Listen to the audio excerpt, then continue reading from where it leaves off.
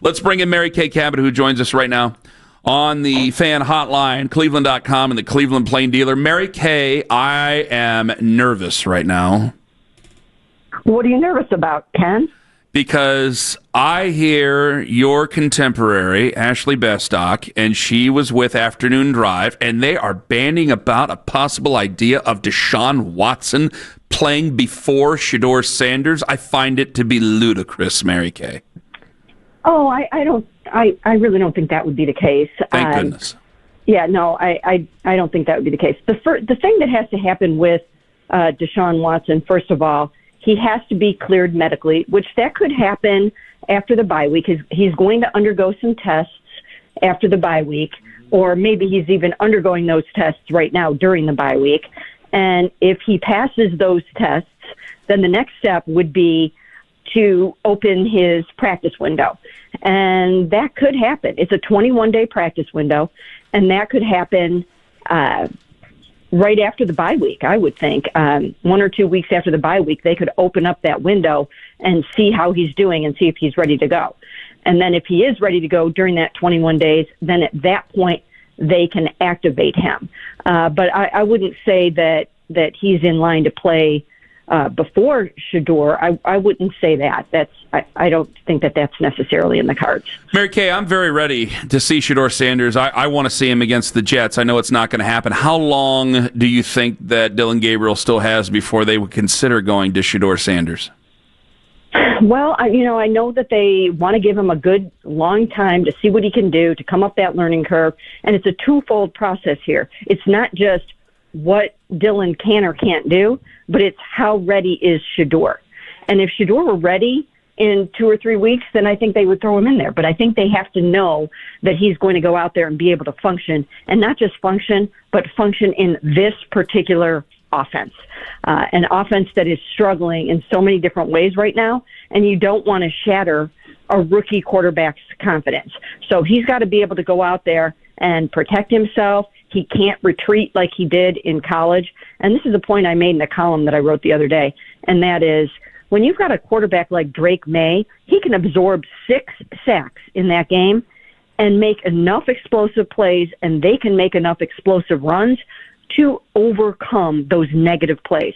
The Browns aren't getting those explosives right now, so you can't put someone out there that is potentially going to get negative plays or a fair amount of negative plays without knowing that you've got something coming on the other end.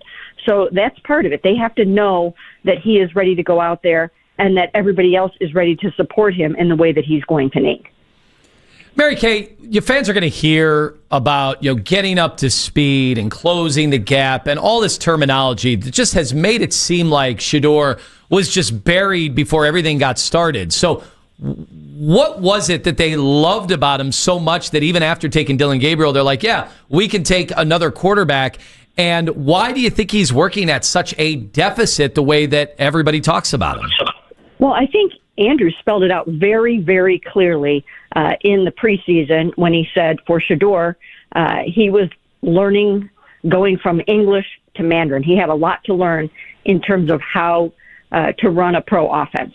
He didn't know how to articulate the plays and do all the things that Dillon already knew a lot of that pro-style stuff.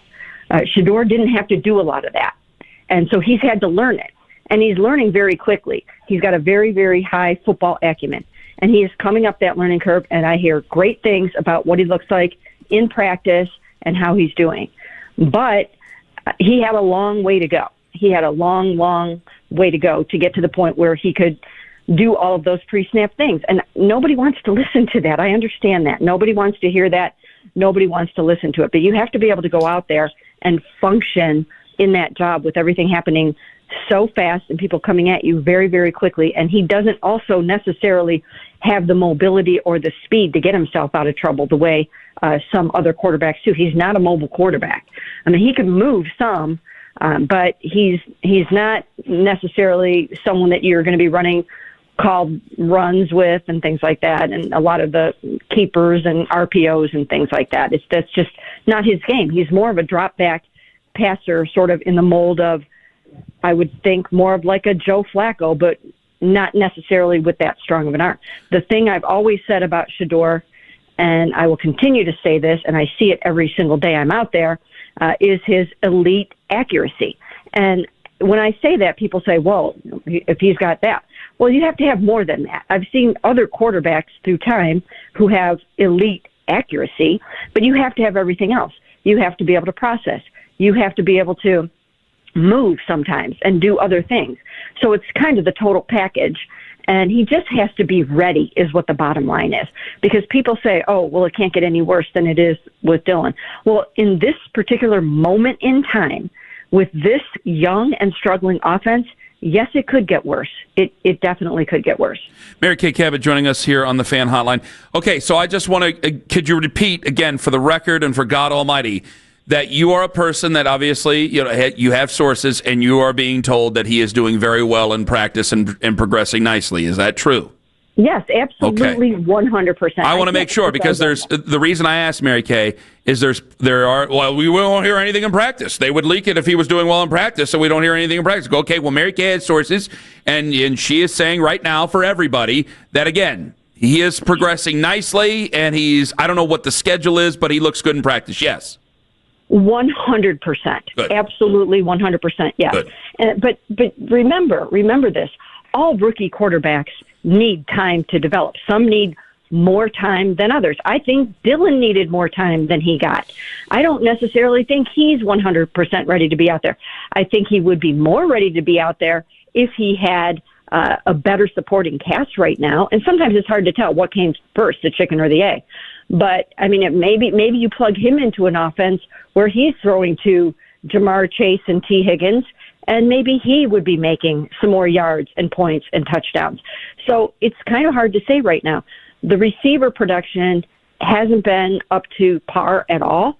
And once again, it's hard to say if those receivers would be doing better with a better quarterback or a more experienced quarterback, or if the quarterback would be doing better if the receivers were doing better. I think better receiver production would help any quarterback that goes in there. Okay. All right, Mary Kay, given all of that, we keep hearing about votes of confidence from ownership in the job Andrew Berry and Kevin Stefanski have done. So I guess I would ask, what is it about their performance here in year 6 with them and their roster management situation that has earned that vote of confidence from ownership? Well, I think they have looked at this year as a retooling year. I don't think they expected it to be this challenging. And it's this challenging in part because they had a grueling early part of the schedule. Now they're hitting their softer patch in the schedule. But they started out with all of those road games, which they didn't win any of them, 3 road games in a row, and some really, really tough football teams. Now, the rest of the way, they have the easiest schedule in the NFL. They have 4 teams that have won either 1 game or won 2 games. So if they had started out with that kind of a schedule, chances are they would probably have maybe at least another victory or 2 right now, and the sky would not be falling. The other part of this is the fact that they looked at this year, as I mentioned, as a retooling year, a restocking year, and they began the foundation. I know you guys have had a little fun with this, but they began the foundation this year of what they hope will become eventually their Super Bowl window roster, and they added a bunch of pieces this year, but they all know the 2026 draft is supposed to be a rich quarterback class, and they have their eye on that class to potentially get their franchise quarterback. So you're asking Kevin to go out there and win games with all these young guys this year that aren't really 100% ready. They'll be well poised next year to play probably really well, but this year the offense it's just not really ready, and it does need more pieces as well. So that's where the confidence factor comes in, is the fact that they want these guys to see what they can do once they get their franchise quarterback, probably in the 2026 draft. Mary Kay Cabot on the Fan Hotline. So you were on with Baskin and Phelps a couple days ago. Well, you were on with Dan and Phelps. And you had brought up that Myles would need assurances this offseason. What do you mean by assurances, if I could ask, about like the quarterback position? Like, would he demand a trade again? Could he retire? Like, I was like, well, I go, well, the Barry Sanders and Calvin Johnson each played, I think, 9 years and then called it quits. Like, could we see that with Myles? What did you mean by the assurances? No, he's not going to retire. No way. I mean, he's got all this money coming for him over the next how many ever years through 2030. So there's no retirement in sight. But what I meant by that is the fact that it's the same thing he's asking for over this bye week. He wants to know the plan. He wants to know how this football team is getting to winning. He did that last offseason. He's doing it this week. I asked him in the post-game press conference, maybe you guys may have heard me, are you going to come back early? Are you giving up your bye week? Are you going to spend time trying to figure out what's going wrong with this team? And he laid it out. Yes, I'm going to come back. I'm going to talk to coaches. I'm going to talk to players.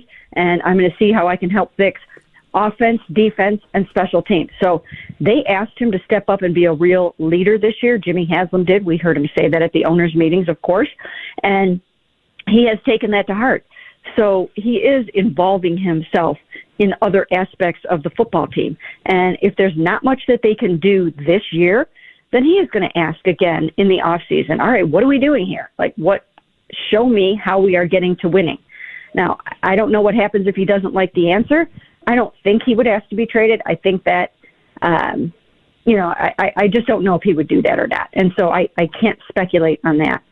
But I do know that he is going to involve himself in the process, just like he has done in this past offseason and is going to be doing this bye week.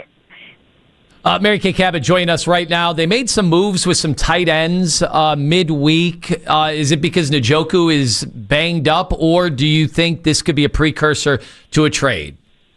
Well, as I've mentioned before on this show over the past few weeks, the plan heading into the trade deadline is not to trade away David Njoku.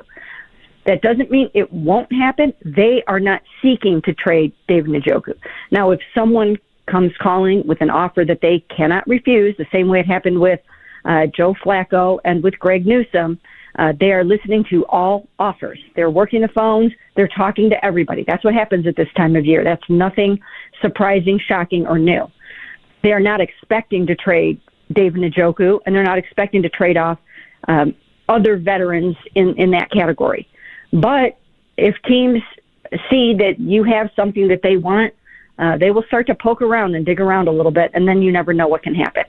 So, again, it's not what they're trying to do, but it's also something that for anybody, they're not going to completely slam the door shut without at least listening. As far as Brennan Bates is concerned and bringing him on, I think they realize and they recognize that their receiving corps isn't getting it done, and they're probably going to have to play more 2 tight end sets, maybe more 3 tight end sets, and find a way to accomplish some offense and some passing game however they possibly can. Mary Kay, am I a psycho if I put up my Christmas decorations on Sunday?